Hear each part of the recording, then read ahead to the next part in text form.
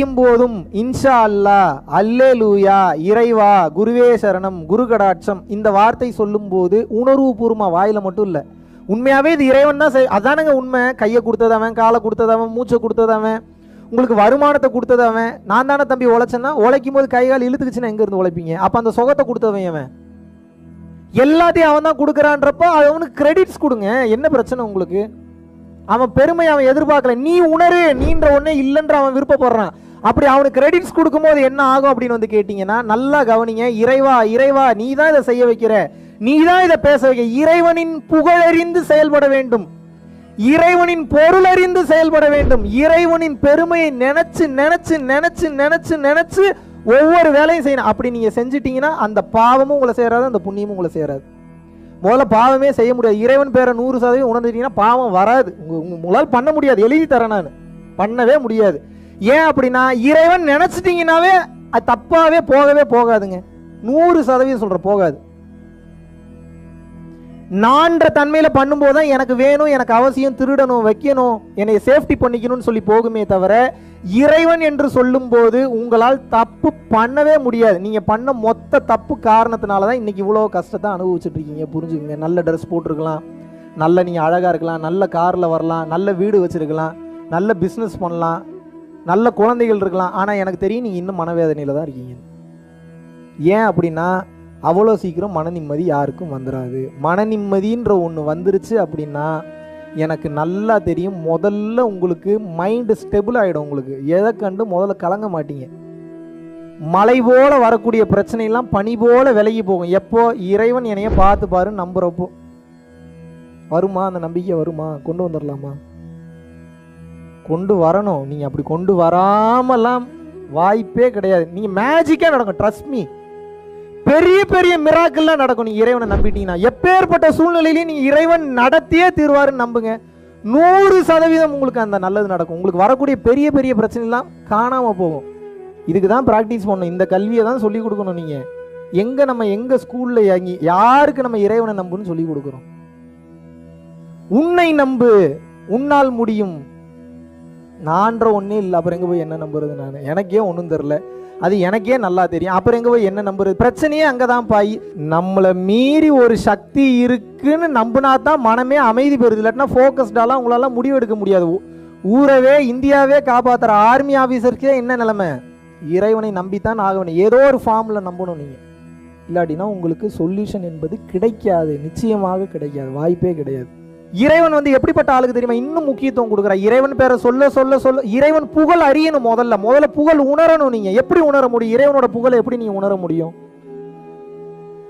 ஒரு தாயினுடைய கருவறைக்குள் அந்த விந்தணு சென்று குழந்தையாக மாறுவதற்கு நீங்க என்ன பண்ணீங்க? இன்டர் கோர்ஸ் பண்ணதோட முடிஞ்சு போச்சு. அந்த விந்தணுல எந்த விந்தணு, பல லட்சம் கோடி விந்தணுல எது கருப்பைக்குள்ள போகணும் நீங்க ஏதாவது முடிவு பண்ணீங்களா? கருமுட்டைக்குள்ள போகணும்னு அது உள்ள போயிடுச்சு. அது கொஞ்சம் கொஞ்சமாக வளர்ந்து முதலில் இதயம் வர வேண்டும், பிறகு கண் வர வேண்டும், கால் வர வேண்டும், முதுகு தண்டு வர வேண்டும்.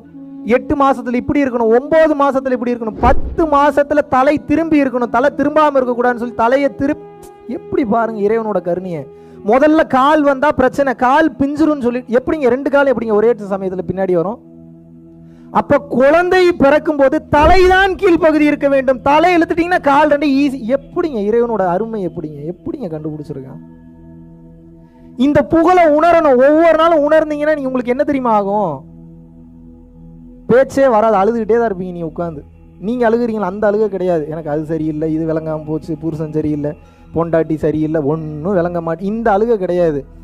இது எந்த அழுகை அப்படின்னு கேட்டீங்கன்னா, இறைவனோட புகழை உணரும் போது, அறியும் போது பேச்சே வராது, கண்ணீர் பட்டு தான் வந்துகிட்டே இருக்கும். ஏன்னா அங்க பேசுறதுக்கு ஒன்றும் கிடையாது. ஏன்னா எல்லாம் கரெக்டா நடந்துகிட்டு இருக்குன்றதை புரிஞ்சிருவீங்க நீங்க. நம்ம தான் இன்னும் அதுக்கு தகுதியாகல போல. நம்ம தகுதியாகும் போது இறைவன் சரியா பண்ணுவார் நம்பிக்கை வரும்போது கேட்க மாட்டீங்க. முதல்ல இறைவன் இதை கொடு அதை கொடுன்னு முதல்ல கேட்க மாட்டீங்க. புரியுதா புரியலையா நான் சொல்றது? இறைவன் அவ்வளோ வல்லமை பெற்றவன், அவ்வளோ வல்லமை படைத்தவன், அவனால் முடியாத விஷயமே கிடையாது. எல் ஷடாயின்றாங்க, சர்வ வல்லமை படைத்தவன். சர்வ வல்லமை படைத்தவனுக்கு எங்க உங்க வீட்டு பிரச்சனையை முடிக்க முடியாதாங்க? என்னங்க இது பேசிக்கான காமன்ஸ். உங்க வீட்டு பிரச்சனையை முடிக்க முடியாதா? குழந்தை இல்லாதவங்களுக்கு குழந்தை கொடுக்க முடியாதா? ஒன்றும் இல்லாத நம்ம நினைச்சாவே சின்ன சின்ன விஷயம் பிளஸ் பண்ணும்போது இறைவன் அந்த அருள் ஆற்றலை கொடுத்துட்றான். அவனே இறங்கிட்டானே எவ்வளவு தூரம் பண்ண முடியும்? Yes or no? பிரச்சனை என்னன்னா உங்களுக்கு நம்பிக்கை இல்லை.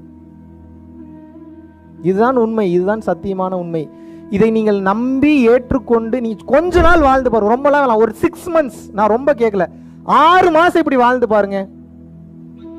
உங்க வாழ்க்கை மாறலையா, நீங்க விட்டுட்டு உங்க வேலையை பாருங்க.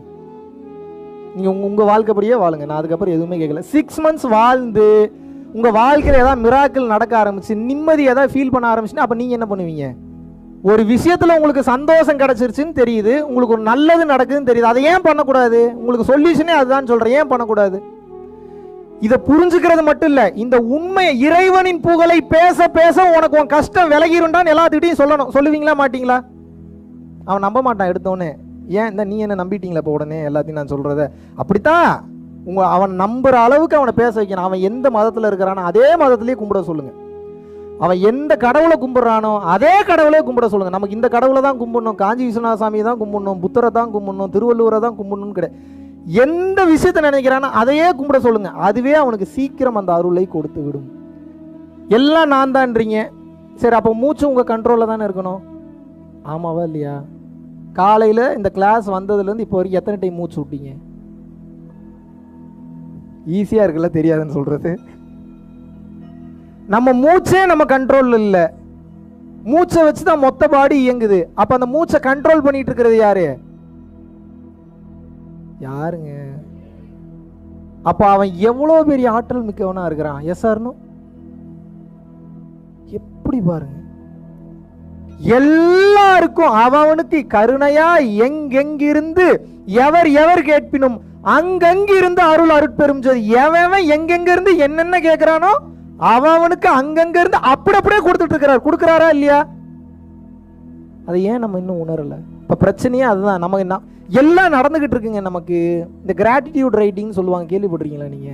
நன்றி உணர்வோடு இரு. அதுக்கு அர்த்தம் என்னன்னா, எல்லாம் கரெக்டாக தாண்டா நடந்துட்டு இருக்கு, அதுக்கு முதல்ல நன்றி சொல்லு. அதுக்கு பேர் நன்றி சொல்றது கிடையாது. நன்றி சொன்னா மட்டும் உங்களுக்குள்ள நல்லது நடந்துறாது. உணரணும். எதை உணரணும்? எல்லாம் சரியா தான் போயிட்டு இருக்குன்னு உணர்ந்தீங்கன்னா தான் முதல்ல உள்ளுக்குள் இருக்கக்கூடிய பாடி மெக்கானிசம் இறையாக மாறும். This is called alchemical process.